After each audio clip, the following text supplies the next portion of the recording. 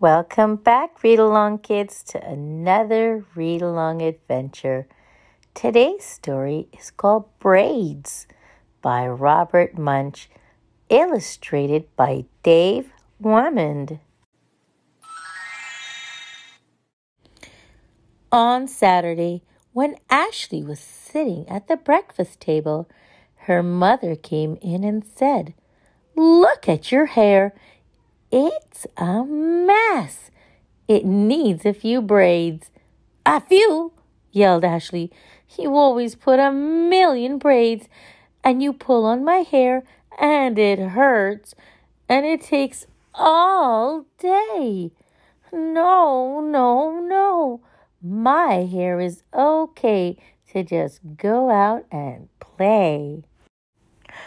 Then Ashley ran around the house screaming, "Ah! Ah! Ah! Ah!" while her mother tried to catch her.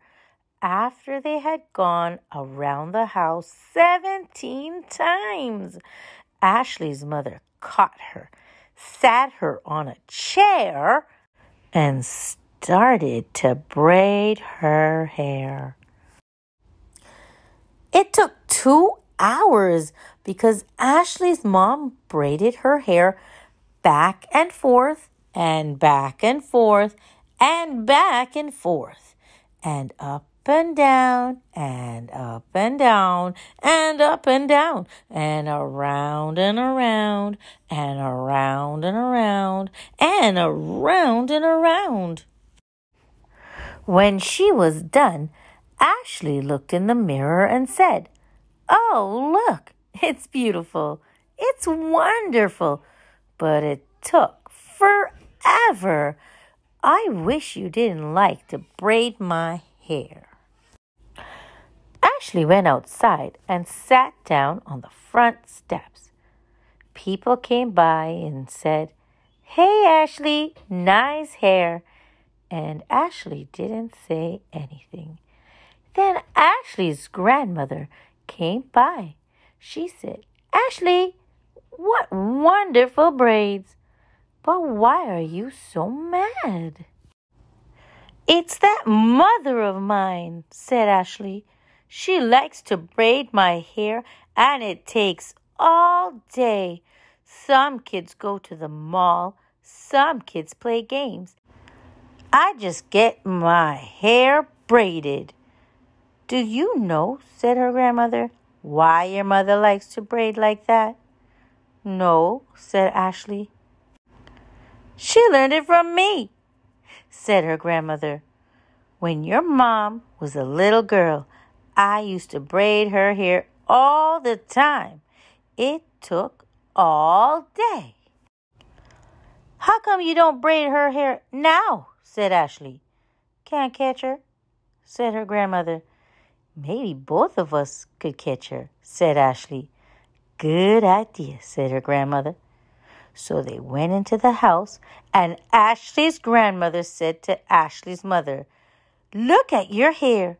It needs some braids." No, yelled Ashley's mom. "I am a grown-up now, and I have important things to do. No. Ashley's grandmother said, "Now come on, sweet pea. I'm going to braid your hair." Ashley's mom ran around the house screaming, "Ah, ah, ah, ah," while Ashley and her grandmother tried to catch her. They chased Ashley's mother around the house 17 times until they finally caught her. Then they sat her in a chair and braided her hair for 3 hours. It took 3 hours because they braided her hair back and forth and back and forth and back and forth and up and down and up and down and up and down and around and around and around and around and around and around. When they were done, Ashley's mother looked in the mirror and said, "Oh, look, it's beautiful. It's wonderful. but it took forever. I wish you didn't like to braid my hair." Then Ashley and her mother sat out on the front steps. Ashley's teacher came by and said, "My, what lovely braids. I wish I had a hair like that." "Let's get her," said Ashley. "Get who?" said the teacher. "Get you," said Ashley. "We're going to braid your hair, and it will take all day." "Ah!" yelled the teacher. She ran down the street, and Ashley and her mom and her grandmother and all the neighbors ran after her. They chased the teacher around the block 17 times until Ashley finally caught her. Then they sat her on the mailbox and braided her hair.